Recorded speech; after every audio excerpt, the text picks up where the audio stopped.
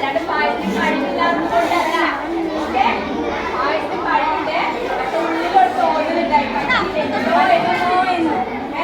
അങ്ങനെ ചിന്ത വന്നതുകൊണ്ടാണ് കുടിക്കാൻ പറ്റാത്തത്. ഓക്കെ, അല്ലാതെ എല്ലാ കുട്ടികൾക്കും തുടയ്ക്കാൻ പറ്റും, പായസത്തിന് പറ്റൂട്ടോ. പായസം വിചാരിച്ചോ ഓടിക്കാൻ പറ്റില്ലെങ്കിലോ എന്ന് വിചാരിച്ചോ.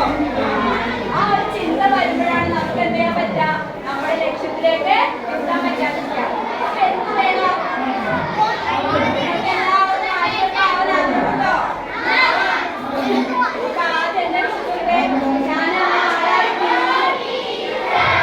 ഡോക്ടറാകുന്ന ഇപ്പൊ ചിന്തിച്ചിട്ടുണ്ടെങ്കിൽ ഞാനതായി തീരുമെന്ന് ഇപ്പോഴേ ഉറപ്പിക്കാം.